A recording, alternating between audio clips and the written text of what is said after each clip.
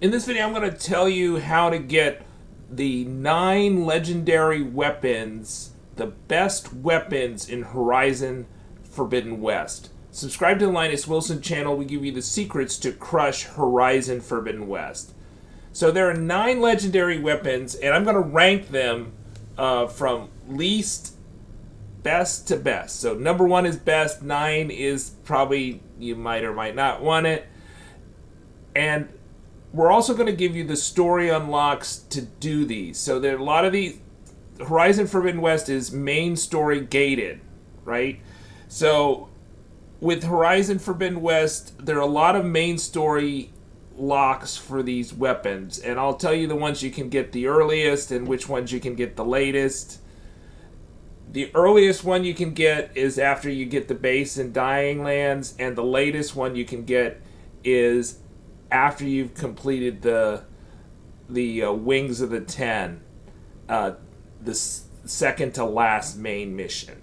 So a lot of these that you'll want to have an intermediate, very rare weapon, and I'll show you some of those in Thornmarsh that you might want to buy, because you're going to have to wait almost the entire game before you can get a lot of these weapons. But we'll tell you the earliest you can get them and the easiest how to get them.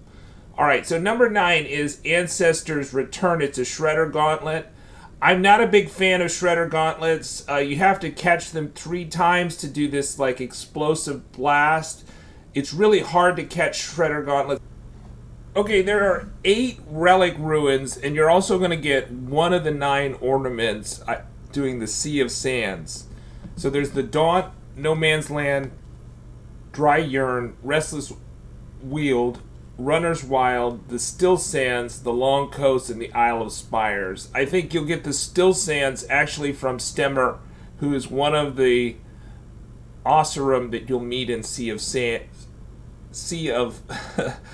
Sands, which is a level 24 main quest. But you won't be able to complete this because you won't be able to get to the Isle of Spires until you start Faro's Tomb. You don't have to complete it, but you do have to start it, and Faro's Tomb comes after you get all the 3 Umbrella AIs and deliver them.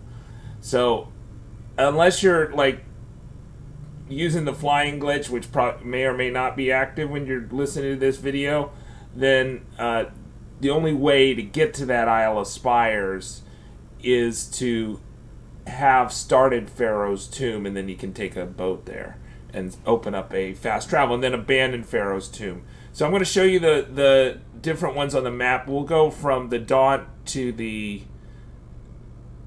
Forbidden West and the Isle of Spires. Okay, so the first one is the Relic Ruins, the Daunt, number 1. Number 2 is the Relic Ruins, No Man's Land. Number 3 is the Restless Weald. Number 4, we've got the Still Sands. Number 5, and maybe you'll do 5 before 4, is the Dry Yearn. Number 6, Runner's Wild. Number 7, the Long Coast. And then the one that you need to start Faro's Tomb for is the Isle of Spires Relic Ruin. And I think that may be the most difficult, most challenging Relic Ruin there is. A lot of people give you the free codes, but there is a way to, if you put the crate in the elevator, you can also get the codes from yourself without somebody telling you them. So let's look at the Shredder Gauntlet. I think that just the disadvantage of the Shredder Gauntlet is that it's really hard to use when you have a machine that is closing in on you. So it's really best to be used in range, right? And so there is a Shredder Gauntlet trial for the hunting grounds, and I go through kind of the techniques to get its actual explosive blast, which is like you catch it 3 times, the 4th one is explosive. So at full tilt, it's got 59, 59, and 27 damage with 65, 66, and 163 acid, shock, or tear. I've never used this, but some people are going to love the Shredder Gauntlet, but that's why it's number 9 on my list. Alright, so number 8 on the list is the Tinker's Pride, which also is kind of a very specialized type of weapon. It's the only Tripcaster. There's no rope caster, but there is a Tripcaster. It's kind of odd. It's kind of an odd Tripcaster. It's got this shield. So it's got a shield wire, which offers up a shield. It's got an advanced explosive tripwire, and then a stagger beam. So it's interesting. You know, it's best paired with the Carja Stalker outfit. If you're going to use a Carja Stalker and try to use traps a lot, then this is for you. I just find it's very time consuming to do this. It's very hard to get machines to go through the traps, and so a lot of times you just kind of set them, and then you have to pull them up a lot of times too, because otherwise they won't undo, and you have a trap limit. So, you know, unless you're doing the Carja Stalker armor, which you'll get in the arena, and doing that whole play style, I don't think a lot of people are going to be really into the Tinker's Pride. But the good thing about the Tinker's Pride is that you can get it really early in the story. So I think you can get the Tinker's Pride, and we've got a separate video on getting the Tinker's Pride. You can get it earlier than anything else, and all you have to do is go to the 4 hunting grounds. Each hunting ground is 3 trials, and you need to get full stripes in all 4 hunting grounds, so a total of 12 trials. So there's the Daunt, there's Plain Song, there's, let's see, up here, up north, we've got the Shearside Mountains, and that's where you have the Shredder trial. And then here at the Rain Trace, that's where you're going to have Tremor Tusks and Claw Striders. And you need to get the Claw Strider override to do one of the challenges at the Rain Trace. So you're going to need to override the Iota Cauldron to complete this. Now, the Iota Cauldron is, I think,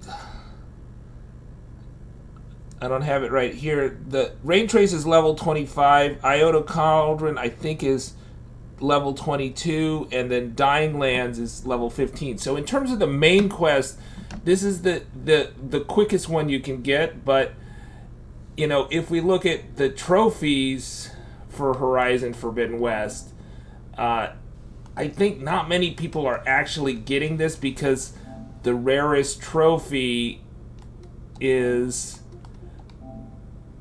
obtain 3 stripes at all hunting grounds, and a subset of those people are getting full stripes. So this is all 3 stripes at all hunting grounds is just quarter stripes, which are the slower completion of the hunting grounds. So I don't think a lot of people are actually getting the Tinker's Pride. Like I said, it's not conducive to my playstyle, but maybe you'll like it. And the good thing is you don't have to advance the main quest past Dying Lands to get it, because that's the only main story unlock. The number 7 best legendary weapon in Horizon Forbidden West is Carja's Bane. It's a warrior's bow.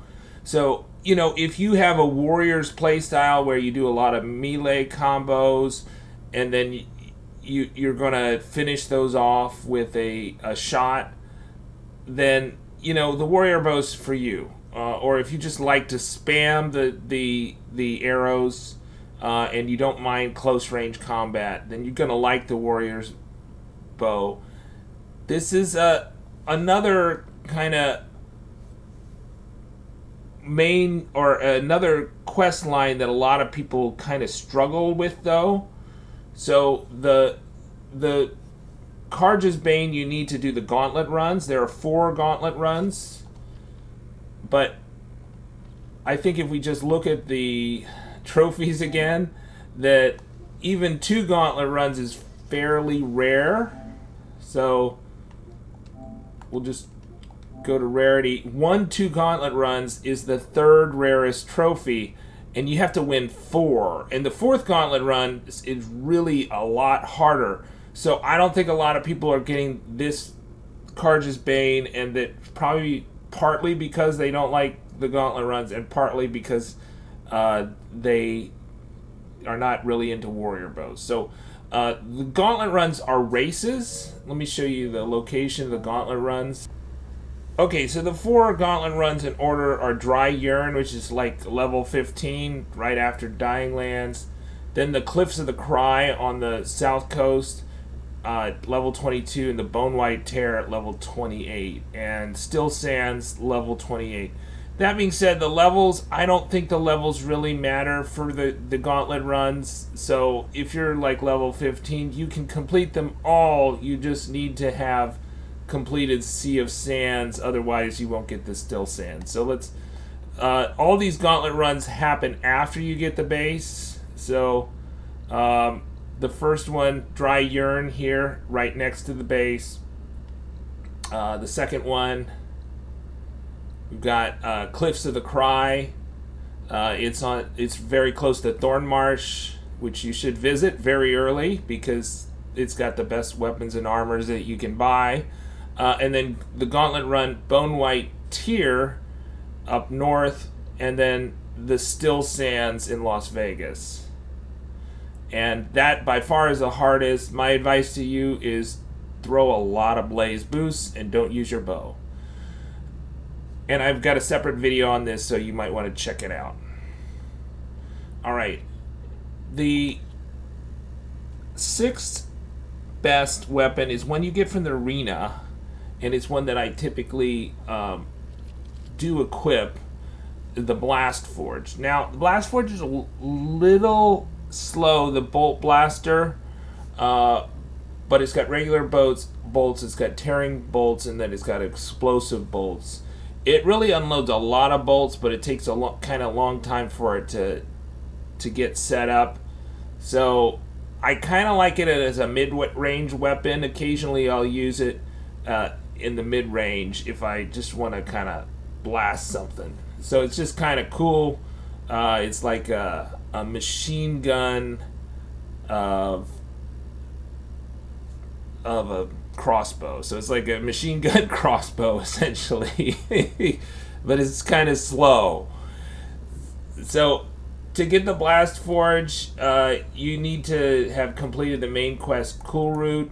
You're going to get that by doing the arena, right? So you go to the Maw of the arena, right there, and you're going to buy it from the arena vendor once you get 80 medals, right? So you get 80 medals, and, so you can get this really early. All the arena stuff you can get really early. To unlock it, you need to almost complete Kulrut, and then you do the opening the arena errand, and that allow you to do the arena quests, which you should be able to cheese on story really easy if you want to get everything quick.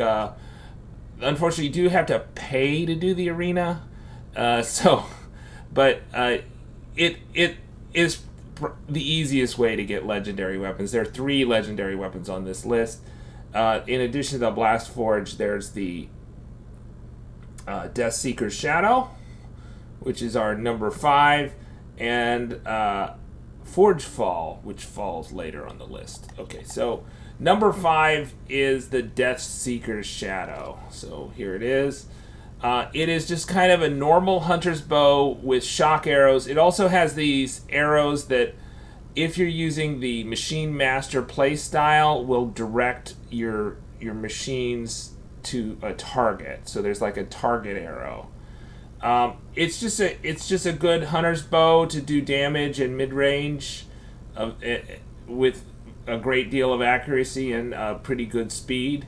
So Deathseeker Shadow, that's why it's number 5. It's just like, it's not going to devastate machines, but it's so useful in a lot of situations. It's probably going to be used, you're going to use that a lot with human enemies, or if you get it in closer range with larger enemies.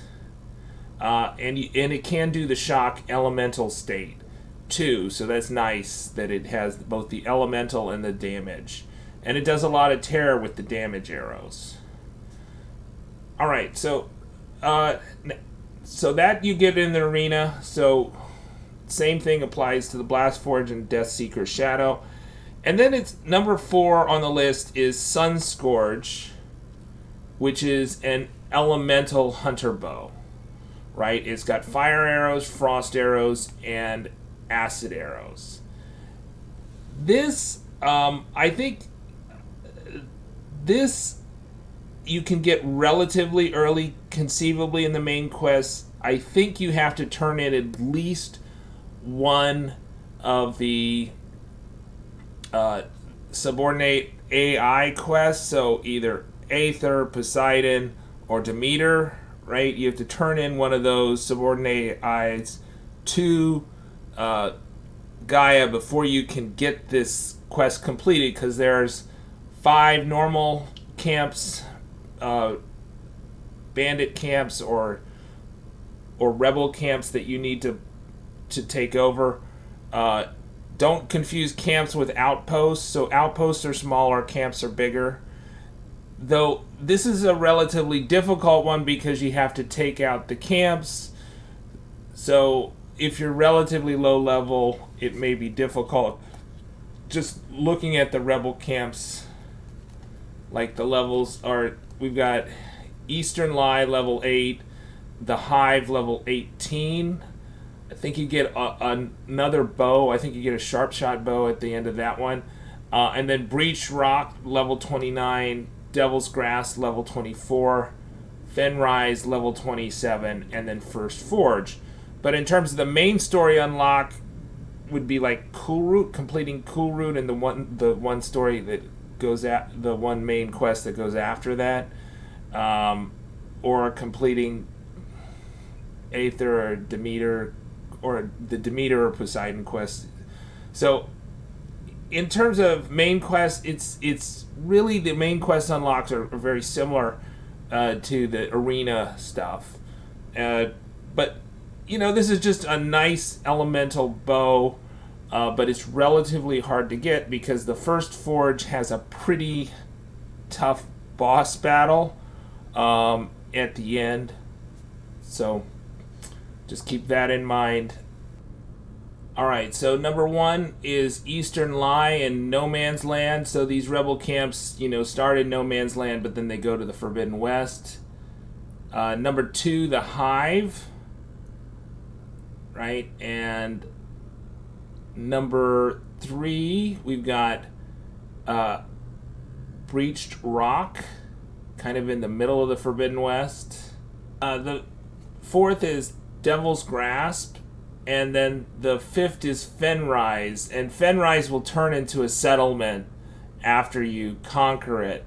So after you complete the 5 camps, then you need to go back to the base, and if Erend is at the base, which you need to turn in one of those subordinate AIs to get him back at the base, then you can do the final quest, or the final rebel camp, which is called First Forge. And you're going to loot the bow, the Sun Scourge, off the boss. So you want to make sure that you loot the boss so you get the Sun Scourge, right? So just like going back to Ancestor's Return Shredder's Gauntlet, there's going to be a box that you're going to get the key for once you turn in all the ornaments where Stemmer is, and you get it. For number 8, Tinker's Pride, I think you just get that automatically when you complete all the hunting grounds. And then for Carja's Bane, there's going to be a box that will not show up that you're going to loot right after you beat Red Teeth and you won the 4th Gauntlet run. Blastforge, you just buy that in the arena shop. And then the Death Seeker Shadow, you just buy that in the arena shop. Sun Scourge, make sure you loot the body of the boss at the end of the 6th camp. Alright, so number 3, third best, is the Wings of the 10 Blastsling. And I have a separate video on this. There is supposedly a bug associated with this. My advice to you is once you've got the last of the 12 black boxes and you're ready to trade them all in, do a save outside of Memorial Grove. So this is you're gonna get the quest giver is gonna be in the Maw of the Arena, Memorial Grove.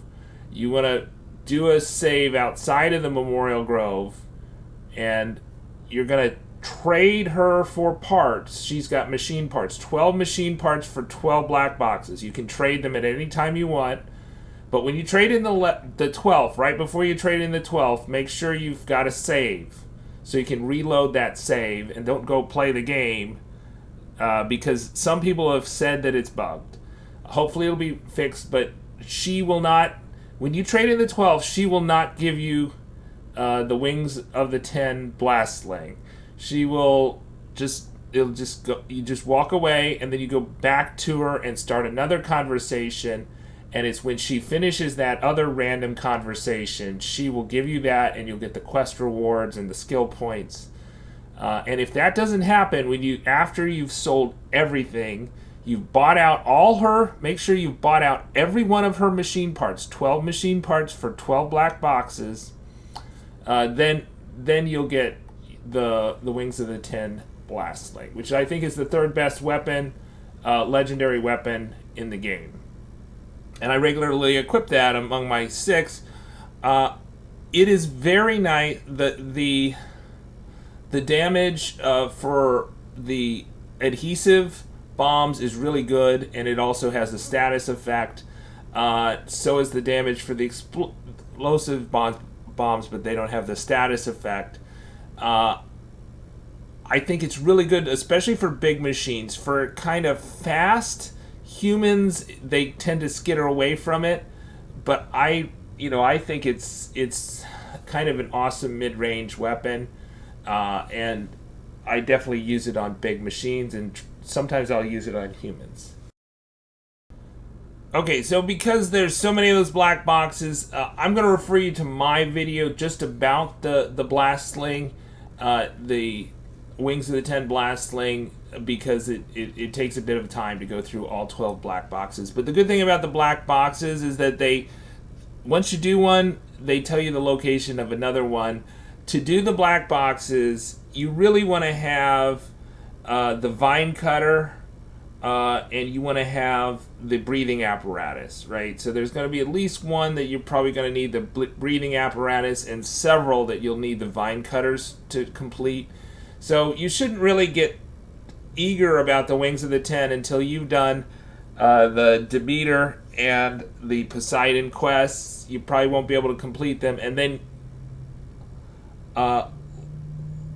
like with the Relic Ruins and the Ancestor's Return Shredder Gauntlet, you need to start Faro's Tomb to get to the Isle of Spires, i.e. San Francisco, to do the last of the black boxes. But maybe if the flying glitch still works and you've got it active, you can fly over there. But the legit way to do it is to have started Faro's Tomb, and then you can access the 12th black box. The second best weapon in the game is the one that you get last. It's the Skykiller Legendary Spike Thrower. The Spike Throwers are very OP in this game. I highly, highly recommend that you do not wait until the second to last main quest or later to get the Skykiller or a greater than green, greater than uncommon spike thrower, right? So there's a spike thrower you get in the Daunt. There are better spike throwers than the one that you get in the Daunt, and you can buy them right away once you've completed Dying Land. So, for instance, the pulverizing spike thrower is for sale here in Thornmarsh, right? So we're right here in Thornmarsh at the Hunter, right?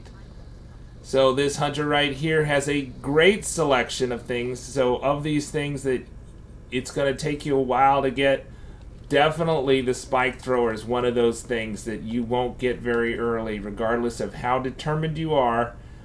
So you could buy the pulverizing spike thrower here, and that will probably go through most of your playthrough. You're going to be using the pulverizing spike thrower, and only right before the final main quest will you be able to get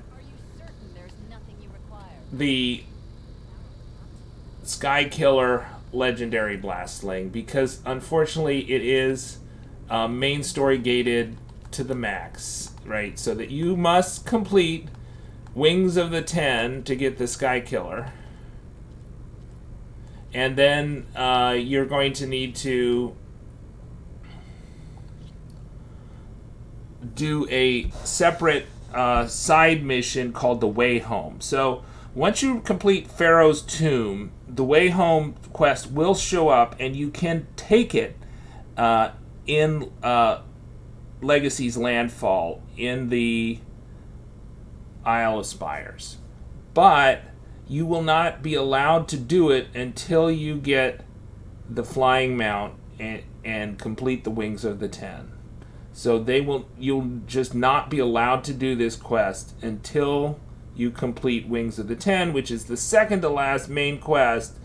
So you do the Wings of the 10, then you do the Way Home, and then you get your Skykiller, and then you upgrade it, and then if you do that, then you'll be able to use it in the final main quest. I did use it in one of the boss fights in the final main quest versus a human enemy, and it really took him down quick with the burning spikes.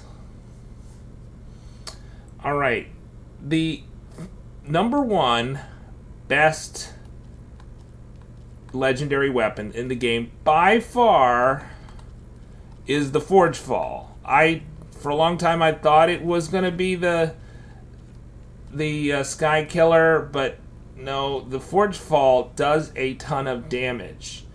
So, but if you have these coils on, so here are the coils that I have on here: long range damage coil 25%, long range damage coil 25%, stealth damage 25%, long range damage 15%, and stealth damage 25%. And without any Valor Surges, you should be able to do about 1,500 to 2,500 damage with a braced shot.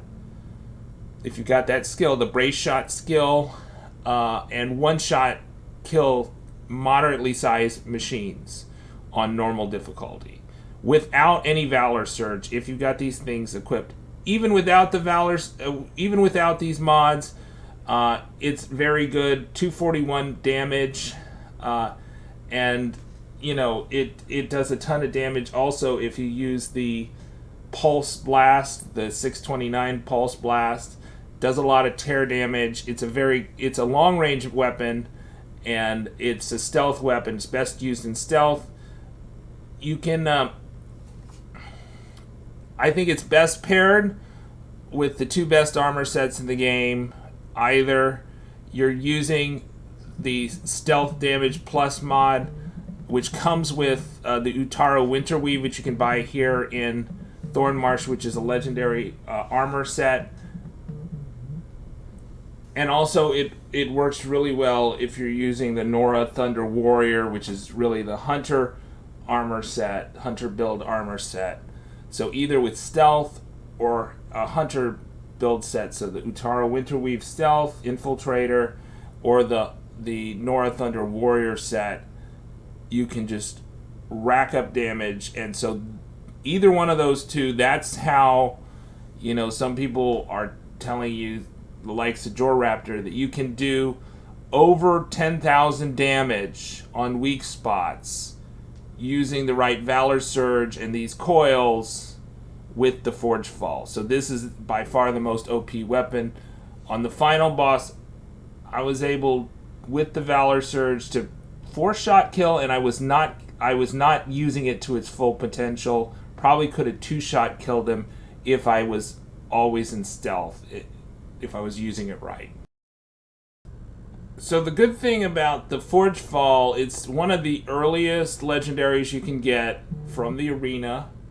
So if you do the, you sell your medals after winning the arena challenges, it's going to be 80 arena medals, and this should be one of the first weapons that you buy of the 3 in the arena. So I recommend buying out all 3 in the arena, which are Forgefall, the Deathseeker Shadow, and the Blastforge, which I rank number 1 Forgefall, 5 Deathseeker Shadow, and 6 Blastforge as in the 9 legendary weapons.